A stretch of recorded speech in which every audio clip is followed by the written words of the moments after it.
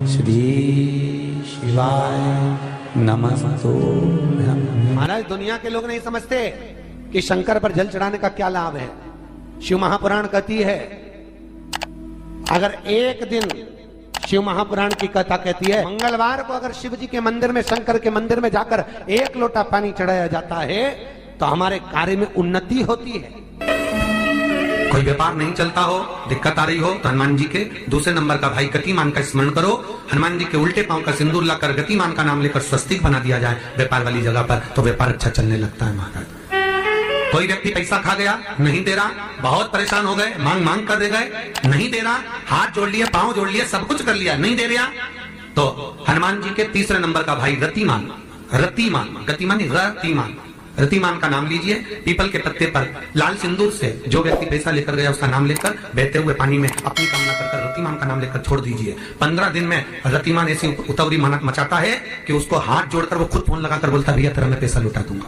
रतिमान का स्मरण किया जाता है। रतिमान, ध्यान दीजिएगा, हनुमान का एक स्मरण, पंचमुखी हनुमान का एक भाव। महाराज, जैसे बहुत ज्यादा तकलीफ अगर व्यक्ति को हो गई है, बहुत कष्टमय जीवन चल रहा है, हार गए हर जगह से और तकलीफमय जीवन चल रहा है, तो पंचमुखी हनुमान का एक शिव महापुराण का और स्कंद पुराण का एक बड़ा सुंदर मंत्र है। उस मंत्र को आप सब एक बार हमारे साथ में बोलें। ओम नमो हनुमते रुद्र अवताराय सर्व शत्रु संहारणाय सर्व रोग हराय सर्व वशीकरणाय रामदूताय स्वाहा। बस इस मंत्र को हाथ में काली तिल लेकर, एक जौ लेकर और गूगल लेकर, थोड़ा सा उसमें गाय का घी डालकर, कंडे को या अग्नि को जलाकर इस मंत्र का 11 बार 21 बार जाप कर कर अपनी कामना कर कर छोड़ दीजिए। कैसा भी रोग हो, बीमारी हो, कष्ट हो, दुख हो, तकलीफ हो, 21 दिन के अंदर वो आनंद आना प्रारंभ कर देता है। इस मंत्र, स्कंद पुराण का, शिव महापुराण का ये मंत्र मूल पंचमुखी हनुमान सुख दे। और एक और चीज याद रखिए महाराज, यदि कोई काम के लिए जा रहे हो, कोई व्यापार के लिए जा रहे हो या नौकरी करने के लिए जा रहे हो और लगी नहीं रही, बहुत तकलीफ पा रहे हो, सर्विस ही नहीं लग रही, बहुत कष्टमय हो गया, तो निवेदन करूंगा 5 पीपल के पत्ते पर बेसन के 5 लड्डू घर में बने हुए, गाय के घी के 5 लड्डू रख लो। उस लड्डू के बीचों बीच एक आटे का दिया और उसमें तिल्ली का तिल डालकर इसी मंत्र का प्रयोग कर कर पंचमुखी हनुमान का किसी भी हनुमान के मंदिर में जाकर, दक्षिण मुखी हनुमान के मंदिर में जाकर उसको रख कर आ जाइए। इसके बाद आप उस काम के लिए जाइए, आपका काम सफल हो जाएगा। आपको किसी को नहीं कहना पड़ेगा कि हाथ जोड़ना नहीं पड़ेगा, किसी के पांव नहीं पड़ना पड़ेंगे, तुरंत काम होगा। बस इस मंत्र का स्मरण कर कर पंचमुखी हनुमान का भूतेश्वर जो मंत्र है वो सुख देने वाला। पूरे घर में वास्तु के हिसाब से केवल एक दीवार ऐसी होती है जहां पर हनुमान जी का चित्र लगाया जाए।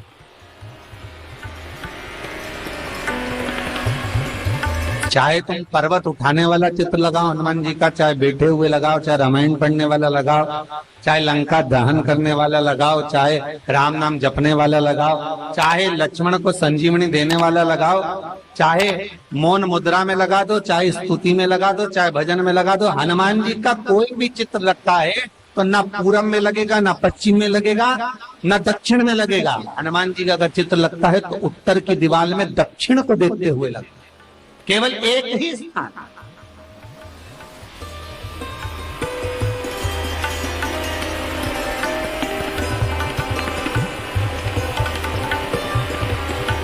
जैसे पूर्वजों के चित्र को, पितरों के चित्र को, गए हुए हमारे जीवों के चित्र को दक्षिण में विराजमान किया जाता है, उसी तरह हनुमान को उत्तर में विराजमान कर कर दृष्टि दक्षिण में कर दी।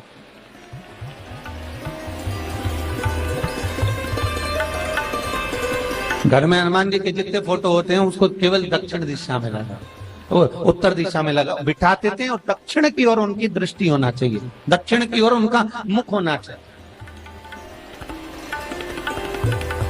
क्यों? महाराज, अगर व्यक्ति के जीवन में कोई बीमारी आने वाली है, व्यक्ति के जीवन में कोई रोग आने वाला है, व्यक्ति के जीवन में अगर कोई कष्ट आने वाला है, व्यक्ति के जीवन में अगर कोई परेशानी आने वाली है, व्यक्ति के जीवन में कोई एक्सीडेंट का योग भी बनने वाला है, तो शास्त्र कहता है वो दिशा दक्षिण से ही बनता है।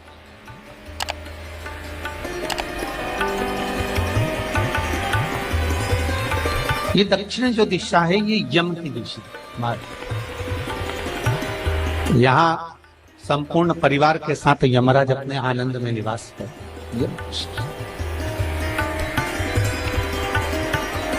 और जब हमारे घर में, हम ये नहीं कह रहे कि आप हनुमान जी का फोटो लगाओ, हम ये भी नहीं कह रहे, आपके घर में हो और आपने अगर विराजमान कर रखा है किसी दिशा में, तो हमारा तो निवेदन रहेगा, अभी तक आपने अगर जैसा रखा, पर एक बार दिशा बदल कर देखना कि रोग, बीमारी, कष्ट, दुख, तकलीफ में आपको लाभ मिला कि ना।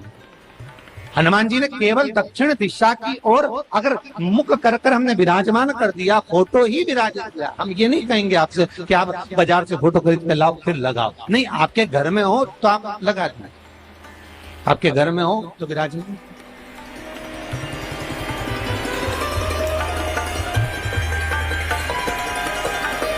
अच्छा, कितनी विपरीतता है वो भी आप जरा जानिएगा महाराज, कि शंकर भगवान के ऊपर जो जल चढ़ाया जाता है उसकी जलाधारी उत्तर में जाती है महाराज। भगवान शिव का जो जल जा रहा है वो उत्तर की ओर जा, और हनुमान जी को उत्तर में विराजमान कर मुख दक्षिण की ओर कर। क्यों? प्रबल दिशाओं में उत्तर और दक्षिण महाराज, ये जो दो दिशाएं, इनको साधने के लिए कोई देवता आगे नहीं। अगर इन दिशाओं को कोई साधने वाला है तो केवल एक देवाधिदेव महादेव ही हो सकता। काल का हरण करने वाला वो महाकाल ही हो सकता। शंकर का ही एक अवतार है हनुमान जी महाराज, रुद्र अवतार महाराज। हनुमान जी से कहा तुम दक्षिण की ओर दिशा पर संभालिए, शिव जी कहते हैं मेरा जल जब उत्तर की ओर जाएगा तो इस दिशा को मैं संभाल, चिंता ना करिए। जो स्मरण करने वाला होता है, भजन करने वाला होता है, कीर्तन करने वाला होता है, नाम जाप करने वाला होता है, उसका भी शास्त्र विधान कहता है, उसका भी व्याख्यान वर्णन करता है कि जैसे एक दिशा के रूप में हनुमान जी महाराज को विराजमान कर दक्षिण की दिशा पर हम विजय, अर्थात रोग पर, बीमारी पर, कष्ट पर, तकलीफ पर हम विजय प्राप्त कर सकते। ऐसा नहीं कि ऐसा कोई रोग नहीं जिसकी दवा नहीं है, पर जब तक भगवान की कृपा नहीं होगी तब तक कोई औषधि मिल सकती नहीं, कुछ प्राप्त नहीं हो सकता। जब भगवान करुणा करते हैं तो आप रूप कुछ ना कुछ सुख की अनुभूति हो जाती है, अपने आप सुख का भान हो जाता है। तो जैसे दक्षिण का जो स्वामी तत्व है, दक्षिण पर जो दृष्टि देने वाला श्री हनुमान जी महाराज है, इसलिए हनुमान जी को उत्तर की दीवार पर विराजमान कर उनका मुख दक्षिण की ओर रखा जाता है। वास्तु शास्त्र के हिसाब से, वास्तु नियमों के हिसाब से सारे फोटो कहीं पर भी लगा सकते हो, पर हनुमान जी का अगर फोटो तुम्हारे घर में है, हनुमान जी अगर तुम्हारे घर में विराजमान है, हनुमान जी का चित्र तुम्हारे घर में विराजमान है, तो उसका दक्षिण का होगा। तो रोग, बीमारी, तकलीफ, कष्ट, ये सब कई लोग याद करते हो कि हनुमान जी महाराज शंकर भगवान का एक अंश स्वरूप है, एक अंश। पूरी शिव महापुराण की कथा को उठाकर देखिए, स्कंद पुराण को, मत्स्य पुराण को, कूर्म पुराण को उठाकर देखिए। एक बाणासुर का चरित्र और एक श्री हनुमान जी महाराज का चरित्र बहुत सुंदर। शिव का एक अंश माता अंजना के तप साधना से शिव की प्रागट्यता और शंकर भगवान की प्रागट्यता से शंकर का स्वरूप प्रकट हुआ। इसीलिए तो कहते हैं शंकर सुमन केसरी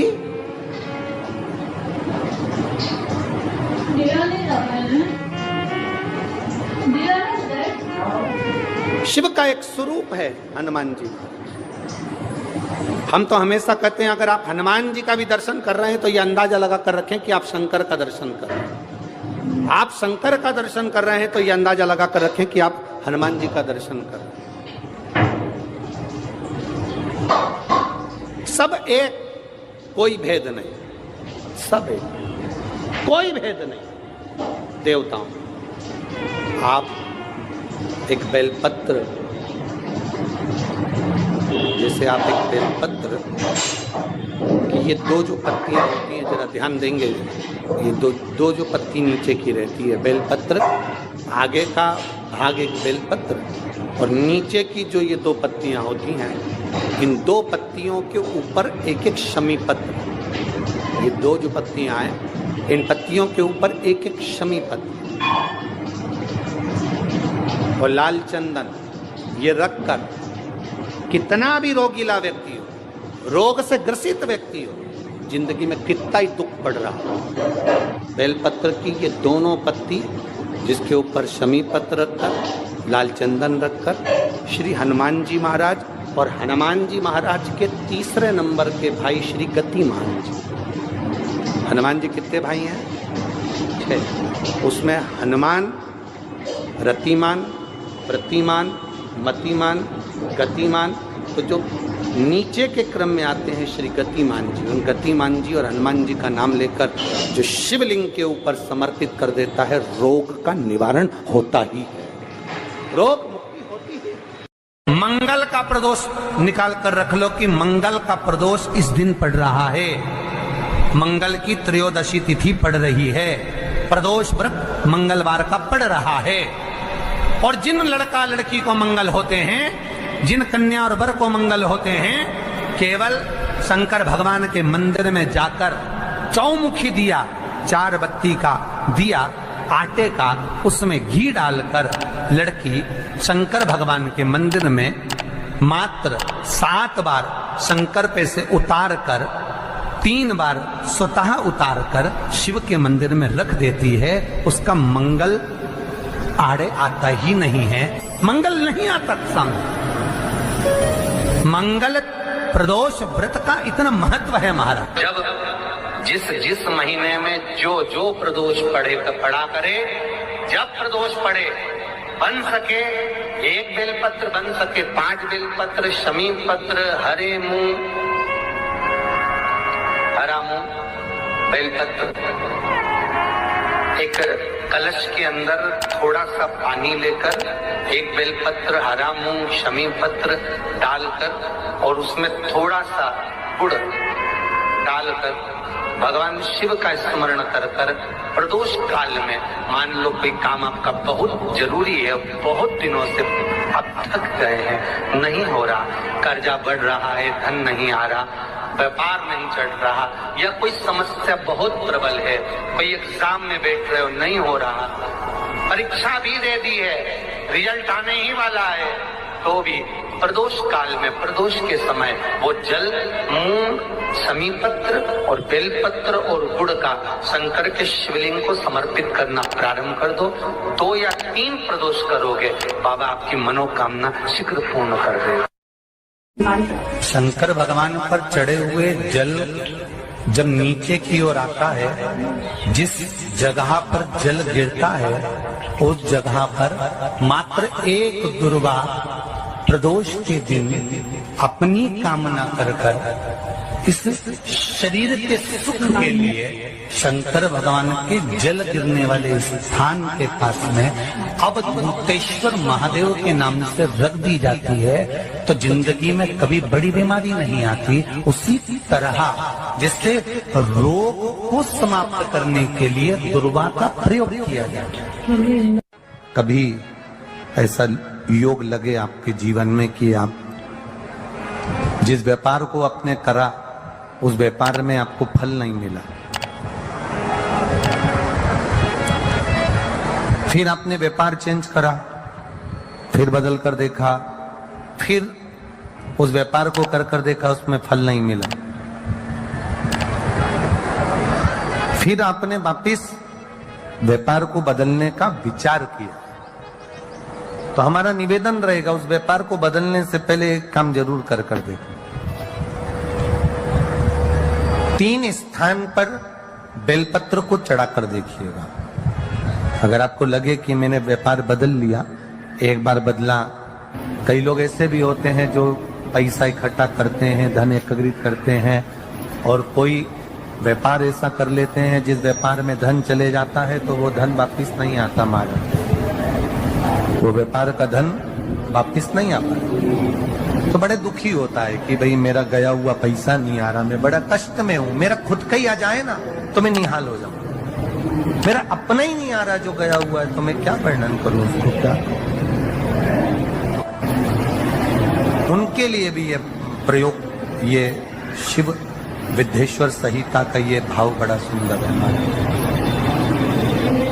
आप व्यापार पर व्यापार बदल कर देख लिए, धन भी हमारा कहीं डूब गया, आ नहीं रहा है, तो प्रयास करना 3 स्थान पर चढ़ाई गई बेलपत्र हमें सुख का अनुभव करा देगी। बहुत ध्यान लगाइए। पहला, अशोक सुंदरी की जगह। अब ये बेलपत्र जब भी आप चढ़ाएंगे तो रविवार की अगर प्रदोष पड़ जाए, कौन से दिन? रविवार की प्रदोष के दिन ये प्रयोग अवश्य कर देखिएगा। ज्यादा बार नहीं करना है, केवल एक ही बार करना, बाबा स्वयं कृपा करेगा। अपने मंदिर में, अर्थात अपने घर के पास कोई मंदिर हो, शिवालय हो, देवालय हो, जहां शंकर भगवान विराजमान हो, शिवलिंग हो, ऐसी जगह पर अवश्य करें। हमें कहीं दूर जाकर ये प्रयोग नहीं करना, अपने शिवालय, अपने जो घर के आसपास में शिवालय हो वह। एक बेलपत्र अशोक सुंदरी वाली जगह। अब उसको अशोक सुंदरी की जगह पर भी चढ़ाने का तरीका क्या है? जब हम बेलपत्र चढ़ाएंगे तो उस बेलपत्र को चढ़ाते समय आपकी जो बेलपत्र की डंडी है, वो बेलपत्र, रविवार प्रदोष के दिन का ये उपाय है महाराज। ये बेलपत्र की जो डंडी है, इस डंडी का भाग शिवलिंग की ओर होना चाहिए। ये जो डंडी है, इसका भाग अशोक सुंदरी पर जब चढ़ाएंगे तो शिवलिंग की ओर इसका भाग होगा महाराज। दूसरी, बेलपत्र को जब हम समर्पित करेंगे, जया, विषहरा, सामरीवारी, दौतली, मान, जलाधार